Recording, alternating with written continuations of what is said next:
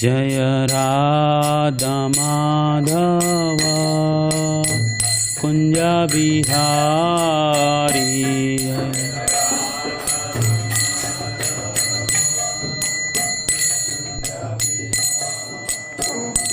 जय गोपी जन वल्लभ गिरिवरधारी जय गोपी जन वल्लभ गिरिवरधारी यशोदनंदन व्रजन रंजन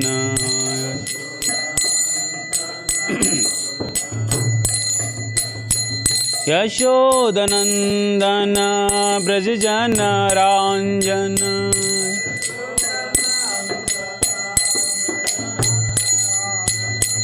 यमुना तीरवनचारी यमुना तीरवनचारी जय राधा माधव कुंज बिहारी जय राधा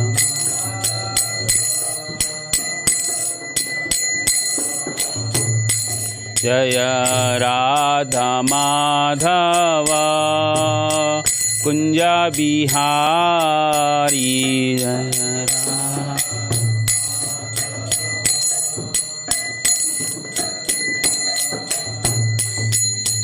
गोपी जन वल्लभ गिरिवरधारी गोपी जन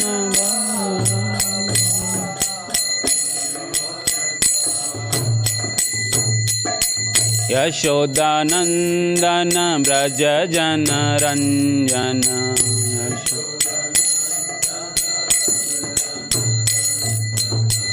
यमुना तीरवनचारी यमुना तीरवनचारी जय राधा माधव कुंज बिहारी जय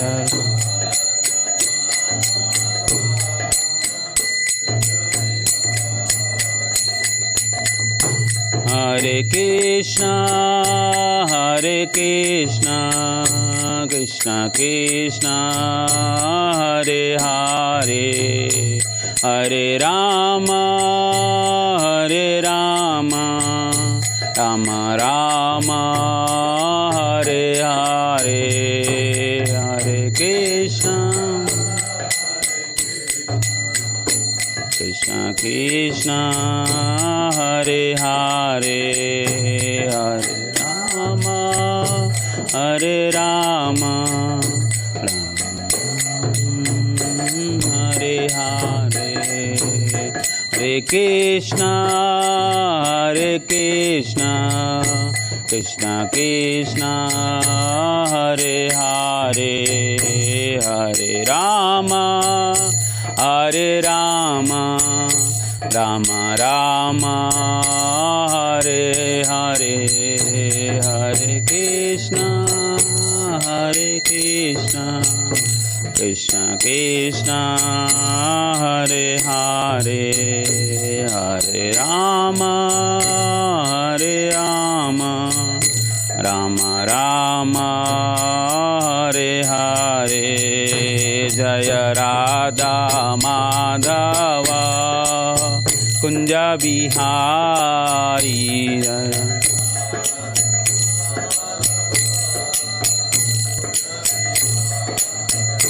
जय राधा माधव कुंज बिहारी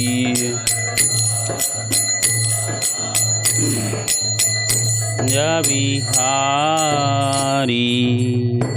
जय ओम विष्णुपाद परमहंस परिवाज का आचार्य अष्टोरशत हिज डिवाइन ग्रेस अभय चरणाविंद भक्ति वेदांत स्वामी शिला प्रभुपाद की जय।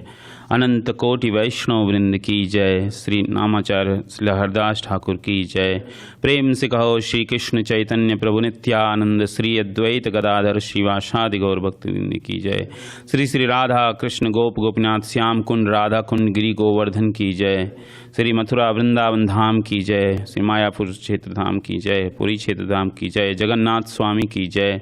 गंगा माई की जय। यमुना माई की जय। तुलसी महारानी की जय। भक्ति देवी की जय। अनंत कोटि वैष्णव वृंद की जय। ग्रंथराज श्रीमद् भागवतम की जय। बृहद मृदंग की जय। प्रसादम डिस्ट्रीब्यूशन की जय। श्याम वेद गौर भक्त वृंद की जय। शंबल गौर भक्त वृंद की जय। गौ प्रेमानंदे हरि हरि बोल। All glories to the assembled devotees, Hare Krishna. All glories to the assembled devotees, Hare Krishna. All glories to the assembled devotees, Hare Krishna. All glories to Shri Guru and Gauranga. All glories to Srila Prabhupada की जय। हरे कृष्णा। सो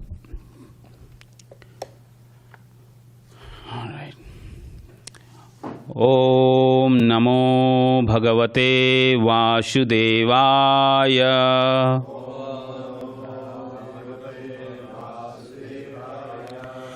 ओम नमो भगवते वासुदेवाय।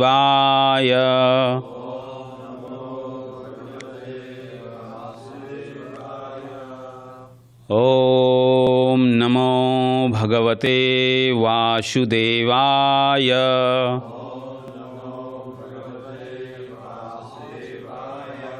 नारायणं नमस्कृत्यं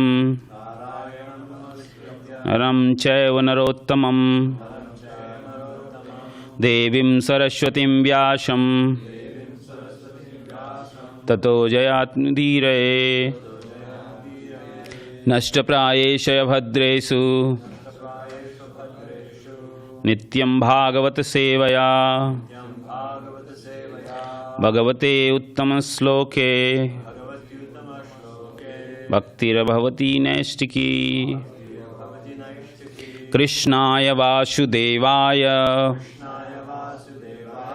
देवकीनन्दनाय च नन्दगोपकुमाराय गोविंदाय नमो नमः। Hare Krishna. So thank you Govardhan Prabhu for opportunity to discuss Srimad Bhagavatam. Today we are reading text 74. Let me just pull out. Okay.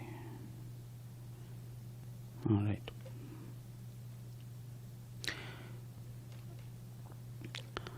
आराधनम भगवता ईहमाना निराशिषः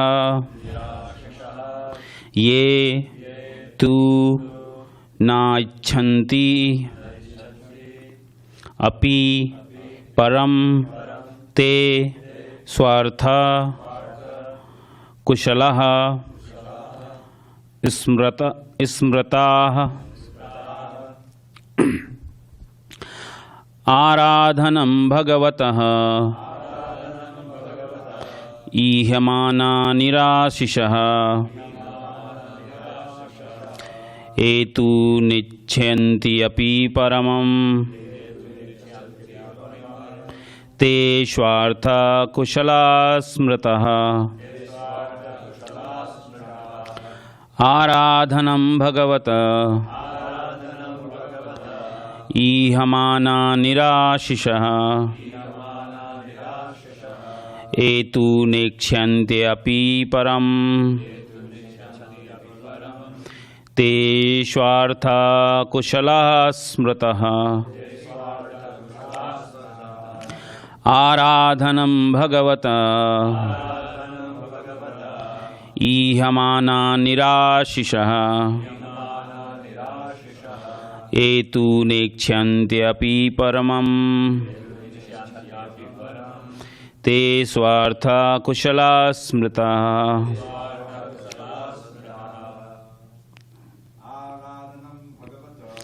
आराधनं भगवतः ईहमाना निराशिषः एति नेच्छन्ति अपि परम् ते स्वार्थकुशलाः स्मृताः आराधनं भगवता ईहमाना निराशिषः ते तु नेच्छन्ति अपि परम् ते स्वार्थकुशलाः स्मृताः आराधनं भगवता ईहमाना निराशिषः एतु नेच्छन्ति अपि परमं ते स्वार्थकुशलाः स्मृताः. Anyone on the Zoom? Okay. So we'll read word by word meaning and then translation purpose. Aradhanam, the worship.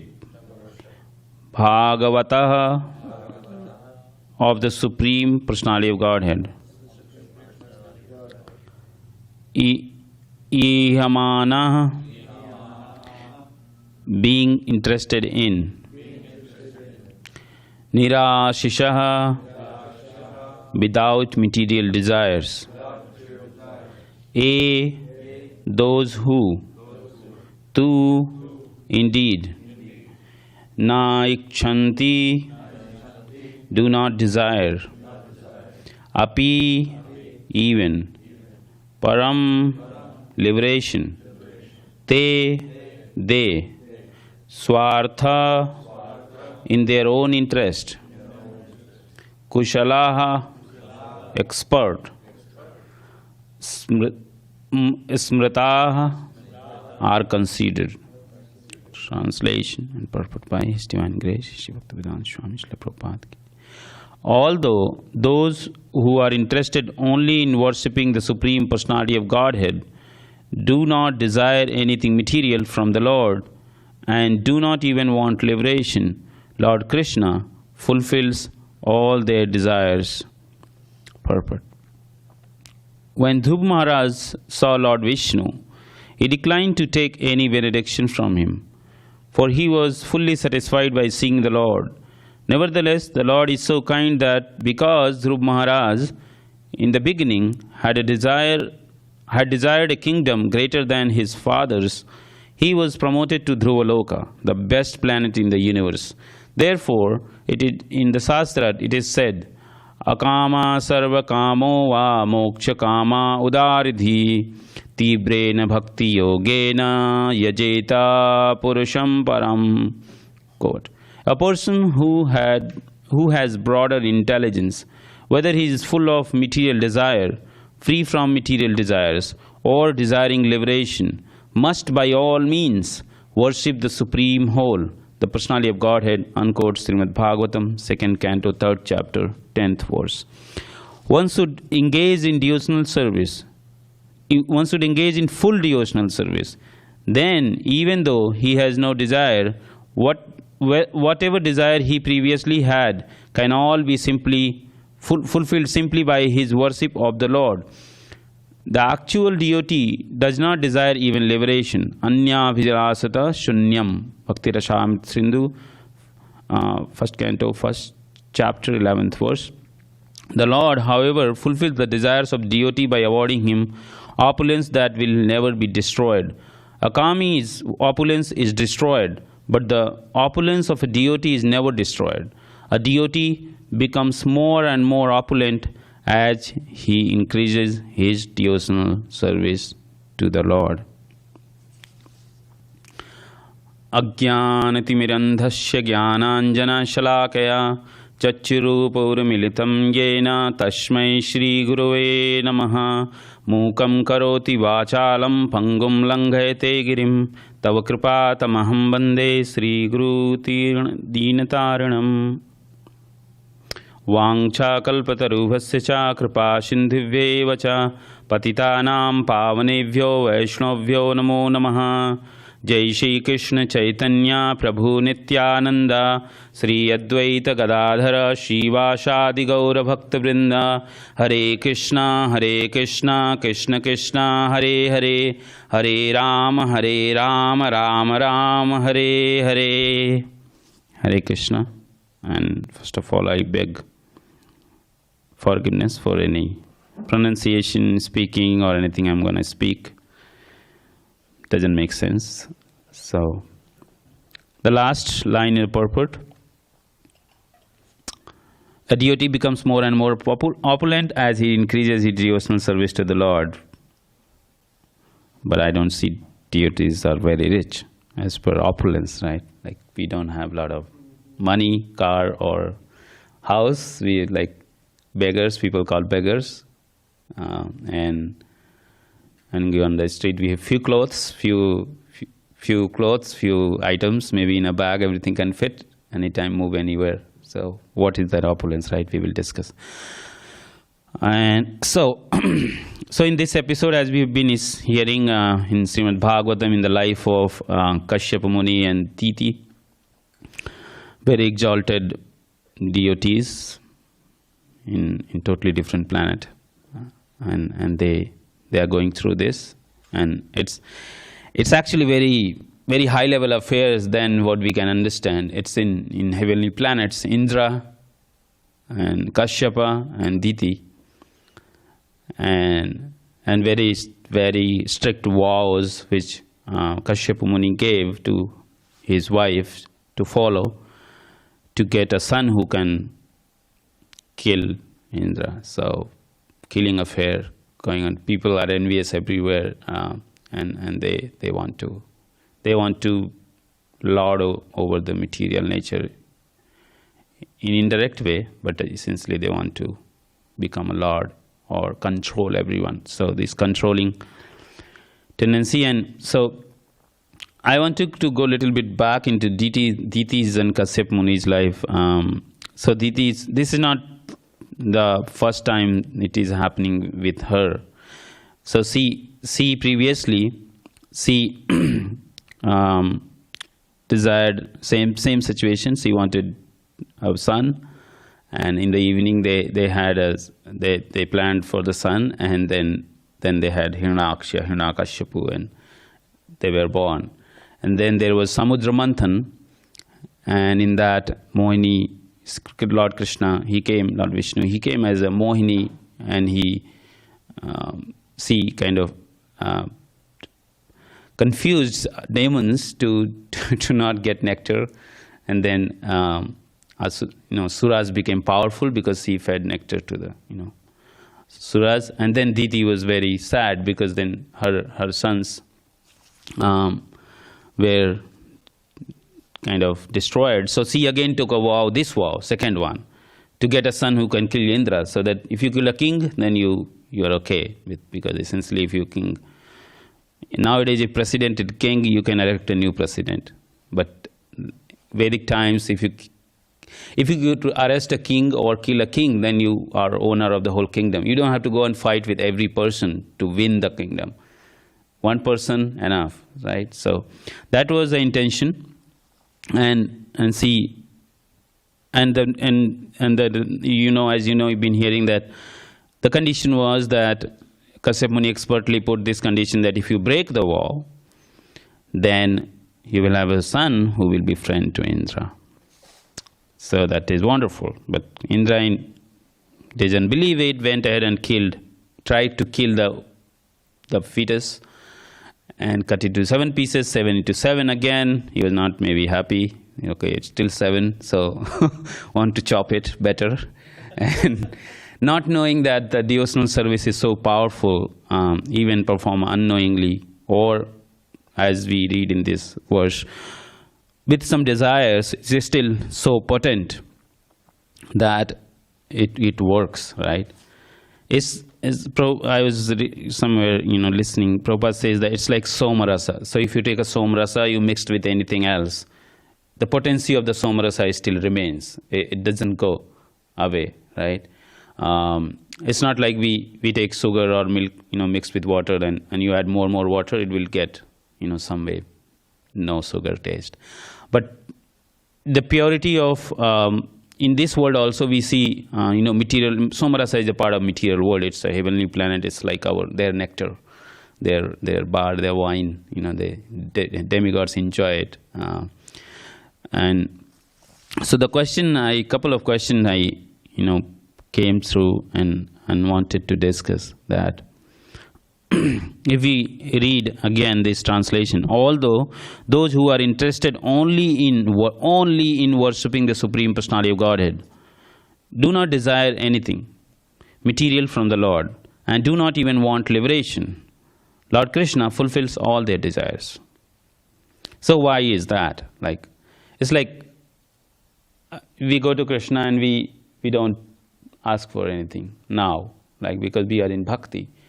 But Krishna is a super soul. He knows everything. When I was young, what I wanted. When I was, mature adult, what I wanted. And now, just because I'm in bhakti, still he remembers everything, and I don't remember anything because I'm more conditioned in now bhakti, which is good. Earlier, I was conditioned in Maya or external affairs of this world. So why he remembers and why he wants to give? Why does so? One of the thought came that it's like if suppose I'm a father and I have a kid, right? I know kid since birth. I am seeing it, kid is growing. Kid has some desire in their childhood, they wanted to have something which I thought that time may not be helpful or it's not gonna help, right? So I didn't give. But then as the kid grow up, they suppose became, they followed the instruction of their father and they kind of followed it, went ahead. And at the end, they realized that, I just want to love my father, I don't want anything. But the father remembers everything what kid wanted throughout their life. So the father wants to offer those things since the father knows that the kid is now reformed and will not misuse those things which is given. So now father wants to give child house, money, car, but that same thing was not available when they were 10-year-old, 12-year-old. So Krishna is more than these material relationship. He remembers everything. And I may be wrong, but one of the reason maybe I thought Krishna wants to give or fulfill all the desires because he wants, as a conditioned soul, we are so minute and we are always could be, we are on marginal potency. We could go any direction. And if we have unfulfilled desires, there is a chance that at some point I would want to fulfill those desires. So that's why probably, I may be wrong, but this is my speculation, is that Krishna don't want that we have any desire beyond him. So he wants to fulfill desires which we may not want at this point, like Dhruva Mahārāja Prabhupada is mentioning. He wanted a kingdom, and then he got darshan of Lord Viṣṇu, followed his instruction of his spiritual master, Narada Muni, and then he said, I don't want anything. But Krishna, Viṣṇu, he gave him everything, including bhakti, because Prabhupada says it's like a secondary product. It's like you're doing something and your material things are secondary product. And we can see, in our whole life, at least I can see in my own life, I come from very poor background. I was, we had a farm, my grandfather has 7 children, 4 daughters, 3 sons. And we used to work in field, plow using bulls, and we had 8 cattle, cows, buffaloes, everything. I used to take care of it. So you can understand what background I come from, literally. And I literally I was not raised in a very rich family. I was not given a very good education or, all those things which nowadays is considered like a very, nice life. But it was a nice life in a sense. At least I remember that I was given opportunities in a family to go to holy places. My grandmother used to take me on or grandfather used to take me on shoulders. And in India, generally, in every month, there is some pilgrimage organized in holy cities. So they used to travel to those places almost every month, just to take dip in the river and then take baths and serve sadhus and take darshan of deity. So my grandfather used to take me on the neck, on the lap, or I remember still on the shoulder, and a lot of people walk to those places. So I remember that was opportunity heavily available. There was no scarcity in that. Like every month or every week, something organized. You go to all these affairs of spiritual related thing. Not like pure bhakti, but it's like more of demigod worship or Lord Ram worship or Hanuman or all these things, right? But I grew up, right, in my own life. Like I left my house at the age of 15, went for studies, never returned since then. Going, of course, once in a month, year, 10 days, 15 days, but not more than that. It's like just visitor. And since then I grew up, and because, then in my bachelor's education, I was fortunate to be in Ayodhya for, 3-year bachelor program and then 2-year master's program, 5-year in Ayodhya. And then when I'm more interested in Lord Hanuman and, kind of going almost every day to his temple, and then before around 6 or 7 a.m. and doing all these things while I was doing my scientific education, all those things happening. Then again happened to be, in my PhD I got near place, my institute was next to the ISKCON temple, got association of devotees, brahmachari pulled me in and I said, okay, come here. And, I did have a lot of material desire actually, and still I have. But, I just, I don't want it to go because there was a rumor that ISKCON is, English and Angreji temple and English temple. And they will, they all talk, they preach to elite people. They don't entreat people like, if you don't give donation, there is no risk, entreat. This is like a rumor in general, like they're very professional. It's not like traditional temple that you go in India, you have traditional temple.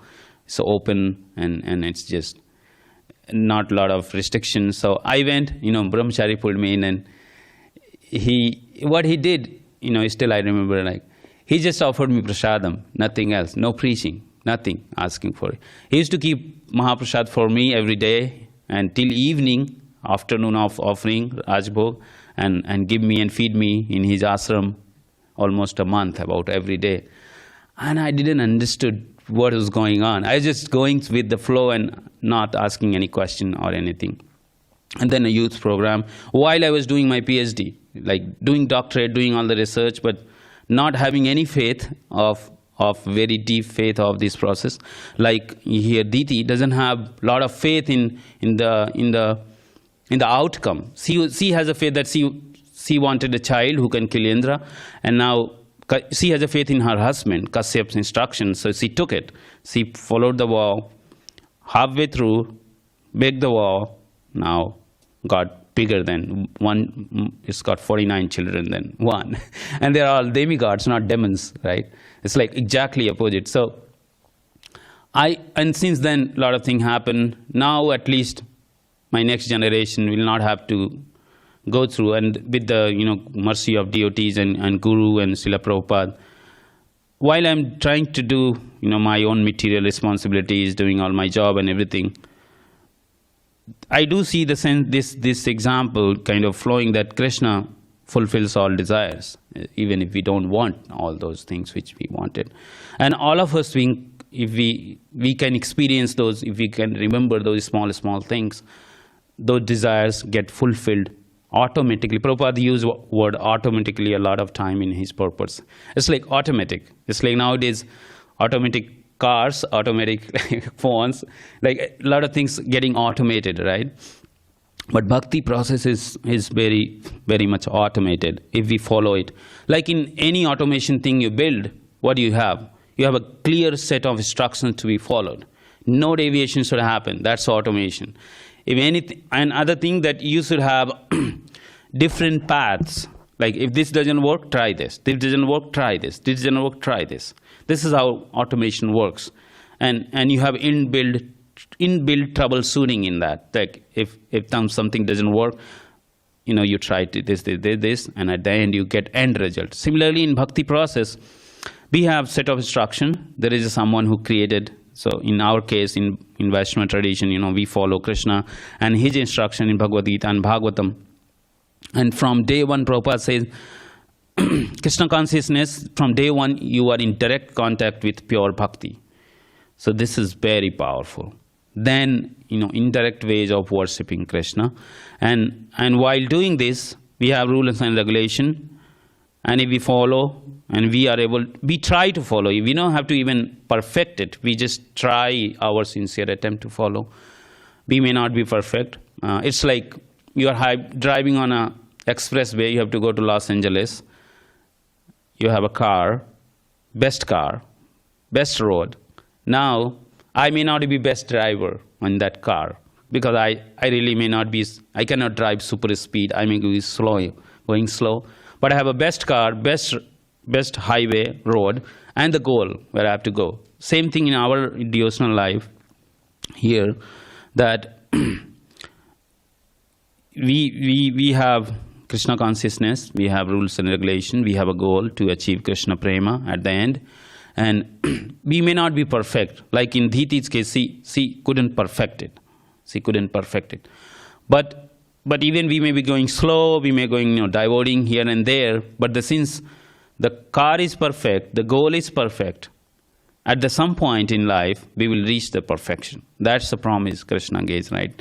Like, my devotees never perish. They would never perish in any time if they try to follow the devotional service path. So, Dhiti here also tries to follow. She has a different goal altogether, but she followed the process, and in her case, her spiritual master was her husband, and she got wonderful result, right? And so there are different type of desires. One is called karma, which we are built of, right? This body is built of that. In karma, liberation is also considered karma in Vaishnava philosophy. In other philosophies, liberation is end goal, but we consider it's like midway, or we are not interested, right? Na dhanam, na janam, na sundarim, kabitam va jagatis kame. Right? Lord Chaitanya says, we have thrown everything out of it. Money, wealth, woman, beautiful woman, knowledge, liberation. Up to the liberation is thrown out. And Krishna says in Bhagavad Gita, why we have to understand why liberation is thrown out, right? Because there should be some logic behind it. We Vaishnavas don't throw anything without logic. Even thrown is with logic. People do with logic, we throw with logic. So, Krishna says in Bhagavad Gita, Tetam bhuktva swargalokam vishalam chine punye mrityalokam vishanti evam trayi dharma anu prapanna gata gatam kama labhante. He's talking about people who worship demigod or people want liberation, what happens to them? When they have thus enjoyed vast heavenly sense pleasures and the result of their pious activities are exhausted, they return to this mortal planet again. Thus, those who seek sense enjoyment by adhering to the principle of three Vedas achieve only repeated birth and death. And Prabhupada writes in Prabhupada that it's like a Ferris wheel. It goes in, goes out, and there is no exit out of it. And further, I was reading, Prabhupada explains that generally people who believe in white light or Brahmajyoti or liberation, whatever they call, they think that they want to merge into that light. Their conception of soul is a light in our heart. It's like you see movies, that small light going out of after death, and that light goes into big light and gets merged into light, and then that's like, since you don't have a body, you don't have any desire, and you're good now, because that's the end of it. But Prabhupada explains, in Brahmajyoti there are planets. There are planets in that light. It's not like just because we cannot see anything, when you have a very huge light, we cannot see any object beyond that because we are facing the light. We don't know what is behind or within the light. But Prabhupada explains in Brahmajyoti there are Vaikuntha planets. Vaikuntha-like planets where they reside. They don't have idea now, but ultimately when you reach there, you have to take a residence, right? Like nowadays we have a moon exploration, sun exploration, Mars exploration, and we send some rocket or navigator there. No humans going so far. They don't want to risk. So they throw it out and then get some photos and then say, okay, we reached there. But we have to stay there in order to say, I reached there. It's like I am traveling to India and I have a transit visa to Germany. I reached the airport and then in the next hour I'm going to India. I said, I went to Germany and then I went to India. What is this nonsense I'm talking, right? Like I just never exit out of the airport. And then I say, I saw the Germany. I know everything about Germany. So same thing is happening with liberation or exploration things where we learn little and we say that we know everything. This is Maya, right? This is called illusion, right? This happens even in devotional life. Many times we read or we do some lectures or we get opportunity to preach, and then we think, now I know everything. I remember a lot of verses. I can quote things, and now I'm very strong person in preaching, and I can teach everyone. So this is the liberation. That's why we don't want liberation, because it says devotees look into broader intelligence. They use their broader intelligence. We are not like cheap people who go and just call it small things. We want big things, right? And that's our wealth, which I was talking is to have Krishna. Because in this verse it says, people interested only in worshipping the Supreme Personality of Godhead do not desire anything, but Krishna fulfills all their desires. Next verse it's gonna say Krishna gives them. And who is this? Who is the person saying this? Lord Indra. And we know Lord Indra does what kind of horrible things in his life, right? So many times I feel I am also like Indra, because I talk about a lot of these things, but then moment I'm out of class or exit out, I'm gonna do what I have to do. Is that okay? That's what Lord Indra is. Very nice things he's saying. Same thing, Brittasura, a lot of demons. Even Kansa. Recently we were reading Krishna book on Canto. When Draupadi and Vasudeva gave birth to the Mother Durga, and then she was transferred, relocated to the Gokula to house of Yasoda and Nanda Maharaj. And then they exchanged it. Vasudeva went and brought it here, and Kansa wanted to kill the child, the daughter, and then Maya Devi appeared with 10 hands and everything. Kansa saw, and he was like, okay, now I can't do anything.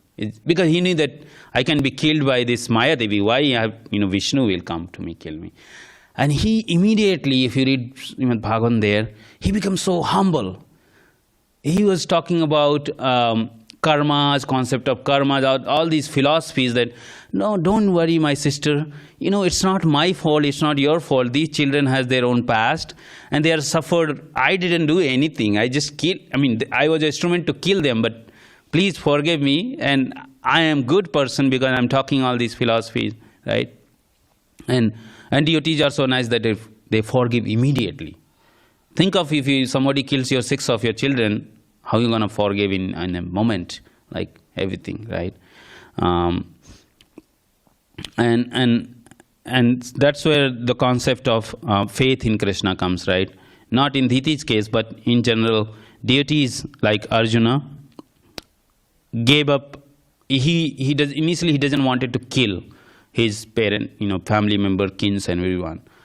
But then when he heard instruction from Krishna, he was ready to kill, in a material sense, his own family members, right? If from outside you see, it's a horrible thing's gonna happen. People say Krishna did wrong, he's not the moral and all that anyways. But this is a bhakti, that when bhakti gets in our life, we are ready to sacrifice anything, everything for Krishna. And we all have little taste in our own life that we sacrificed something, then only Krishna comes in our life. Otherwise, many times we think, okay, this will also go, everything will go, because I became now expert dealer. I know how to deal with all that. and I will some way remember Krishna at the end of death, and then I'll go back to home. It's like cheating tendency, right? Trying to cheat paramparas, trying to cheat guru, trying to cheat devotional process, right? And so this is going on. But in this case, if you see Diti's case, one sloka from Bhagavad Gita is again getting proven here. Ananyas-chintayanto mam ye jana paripashate tesam nitya abhyuktanam che yogakshemam vahamyam. But those who always worship me with exclusive devotion, meditating on my transcendental form, to them I carry what they lack and I preserve what they have. This is the biggest insurance in the world, in this material world, right? There is no insurance which there are a lot of insurance they will protect you with certain terms and conditions, but there is no insurance says I'll give you what you need. They won't.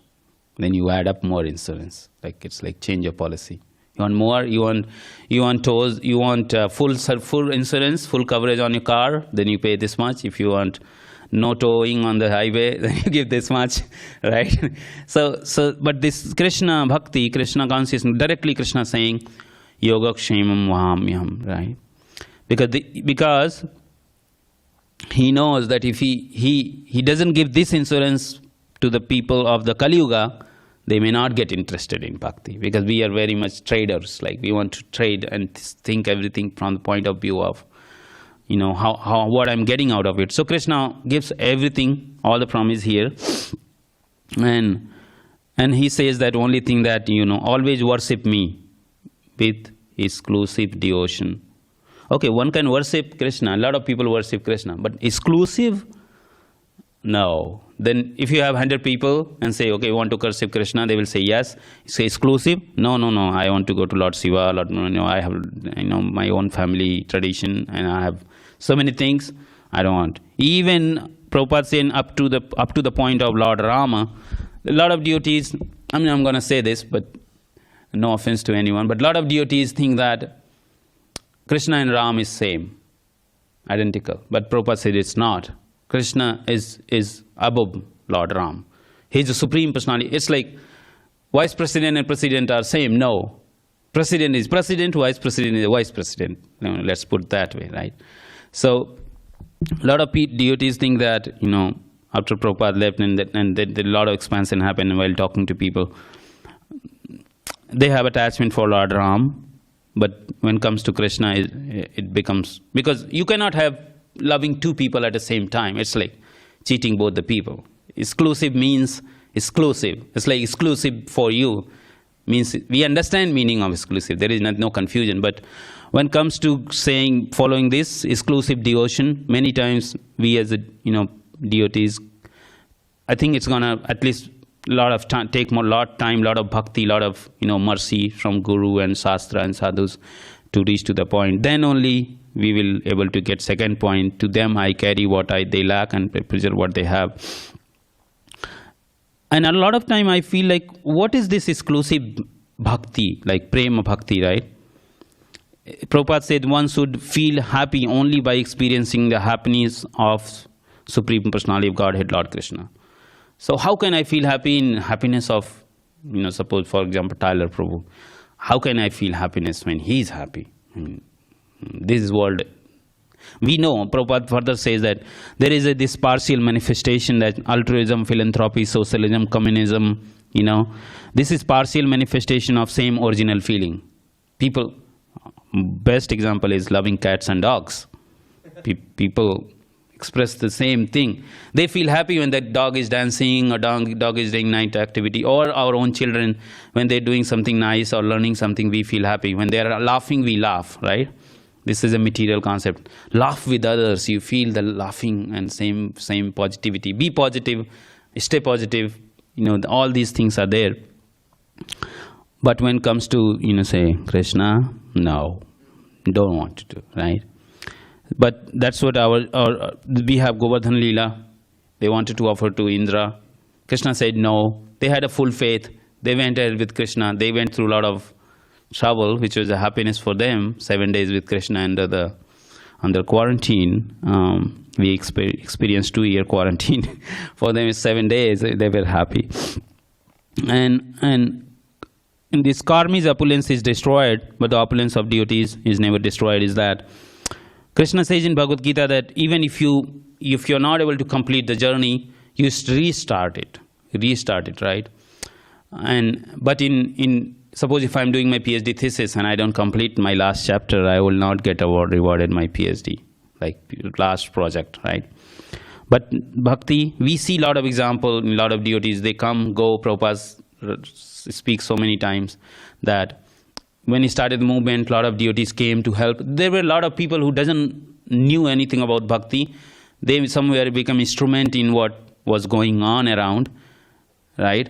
And then they became excellent devotees up to the Goswamis and Swamis and Sannyasis, right? So this process is so potent, and we see an example of Ajamil, same thing happened. Narayana to his side, he got liberation. Prakashanand Saraswati, he was a Mayavadi, person, and got association of Chaitanya Mahaprabhu in the spirit of competition and wanted to defeat. And Prabhupada says one quality Prakashanand Saraswati had is to respect towards Lord Chaitanya. He was very respectful in dealing with Lord Chaitanya, and that's how he got bhakti. So I think, and then this seems like a basic qualification. Like even Diti was very respectful to her husband and to the instruction, and she got excellent result, right? We have the result here. So in summary, I think, although, again I'll read this translation, although those who are interested only in worshipping only in worshipping the Supreme Personality of Godhead do not desire anything material from the Lord and do not even want liberation, Lord Krishna fulfills all their desires. So if we have faith in these words of Shastras, and remember, this is not, some may think, this is spoken by Lord Indra, who believes him? He talks here and there, but this is spoken by Sukadeva Goswami to Maharaj Parikshit. So it's not that we are speaking Bhagavatam given by Lord Indra, we are speaking or discussing Bhagavatam given by Vyasadeva and disciplic section through Narada Muni, Srila Prabhupada here. And this is, when you get same thing from different people, it's getting approved at different levels, right? So now Prabhupada also approved this, and our Guru Maharaj also approved this. So this becomes a very potent instruction to follow. There is no mixing of Lord Indra or Dhiti or anything. It's just example for us. And I pray that if I can get a little bit of this in our life, then our life may be more better than Dhiti and more higher than we will get all the material desires as a byproduct, and also we'll get bhakti if there is a mercy of our Guru. Because Prabhupada says that you can try everything, you may be best jnani, best person, you remember all the slokas, everything, but that's not condition done. You'll get Krishna bhakti. That's only by mercy of Guru, Krishna and Vaishnavas. So we should always be prayerful, because Diti tries to be arrogant and follow everything, and she was trying to prove that I will do it, I'll get it.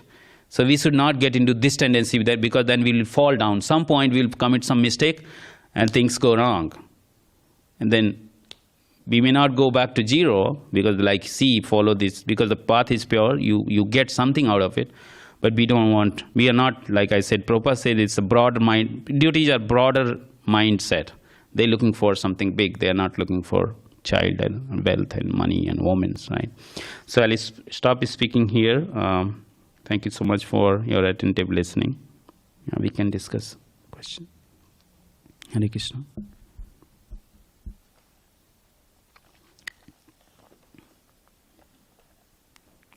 Anyone on the Zoom?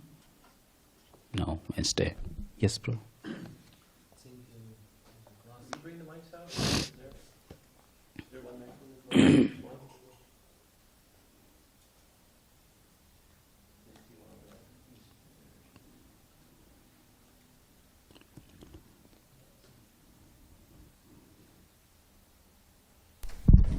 Hare Krishna, thank you for the class.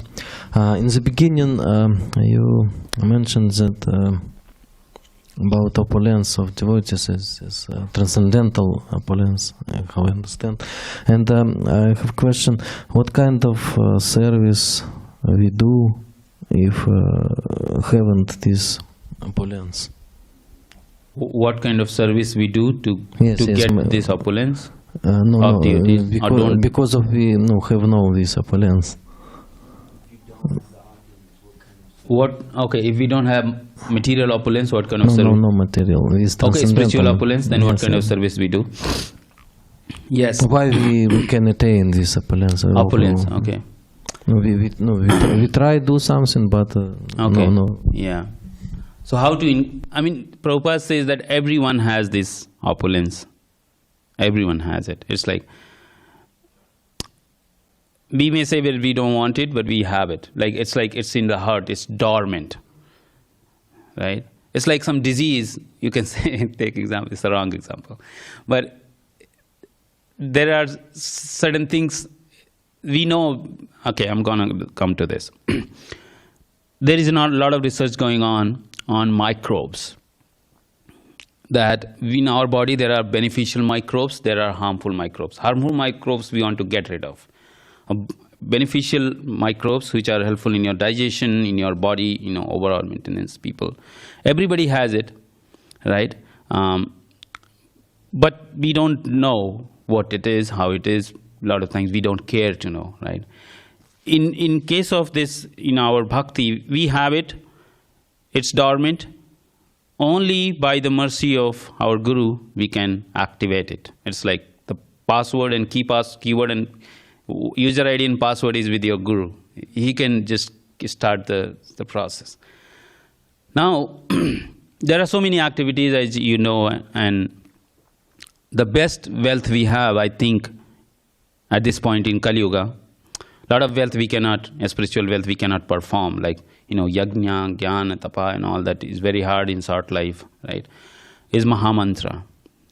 Hare Krishna chanting is the biggest wealth, right? And so many times, whole our philosophy is based on that for chanting, I don't need anything. I don't need any support from anyone besides my mouth, my ears, and desire to chant. And body is anyways going to stay until I'm dying, until I'm going to die. So with this one thing, the chanting, we know that in the scriptures and people practice and we see the example, we just don't know, it's not a speculative philosophy. We see in our own life, we can achieve all different limbs of bhakti just by this chanting process. It's like a root cause and root from, you have all the branches, all the fruits, everything comes out of it from the tree. So Hare Krishna chanting, it activates that seed, and then your bhakti tree starts growing, right? With the chanting, we get taste in hearing. With the chanting, we get taste in serving. With the chanting, if our chanting, our Guru Maharaj said that if chanting, there are two things if not perfect. First is chanting, if it is not done properly, which most of the time I'm not able to do with my own disturbed mind. If we can do the chanting properly and reading Prabhupada books, then our life will be perfect. Because these two things can expand everything in our life. Because then we'll have nice service, we'll have nice attitude, we'll have nice character, we'll have mindset. All that is taken care. So, all in one is Hare Krishna Mahamantra. And it transforms millions of people already. We don't have to look for example. It's just like works. It works on even animals. So what about humans? Is that okay, Prabhu?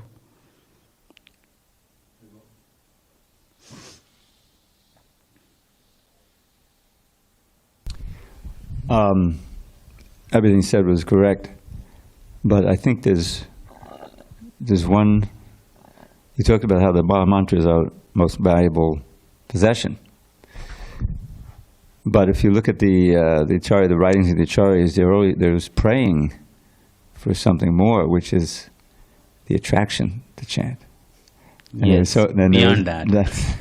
And there are so many beautiful prayers. I'll share one with you. The prayer, it says from the Pajavali, where this devotee prays to become a miser, because the miser is so attracted to the wealth. Vichayani vichayani vichinjani punak panaha kripanasya dhanani vatvam namani bhavantunak. Compelled to constantly collect and count his precious hoard, the miser contemplates his wealth with avaricious aims. Please bless me to become a miser who's compelled, O Lord, to constantly collect and count and contemplate your names. And that, many of you know this devotee named Madhuripura, who sometimes comes. He's a disciple of Vaisheshika Prabhu, and very known for his nice kirtan. And I knew him growing up because I was friends with his father, Prahlada Priya. So his name is an excerpt from the last verse of the Nam Ashtaka by Rupa Goswami, which is the last offering of in the whole Stavamala. And that's a prayer for increasing the taste of the holy name. I didn't put it in a poem, but Nada Davino Jivana Sadhormi Niryasa Madhuri Pura Tram Krishna Nama Kamam Spudame Rasane Rasena Sada. O holy name, O life and soul of the Vina of Narada Muni, inspiration. O Jivana Sudhormi Niryasa Madhuri Pura. You who are a flood of the thickest sweetness of the nectar, like you're a thick river of nectar. Please increase the taste of my tongue. Please always appear on my tongue with great taste, because I think we can all, experience it when sometimes you chant and it's a chore, because your mind is elsewhere, you're disturbed, whatever, you didn't get enough sleep. But sometimes it just flows, and the holy name is so nectarian, you can sit there in the kirtan for hours and be completely enlivened. So that taste, that desire is something to covet, and we can pray for that. There's so many beautiful prayers. And that's the most invaluable thing you can have. Yeah. So holy name is our asset, wealth, path, everything. So, thank you, Prabhu. With that, we'll end here. Granth Raj Srimad Bhagavatam ki jai, Srila Prabhupada ki jai. Gaur Prabhu.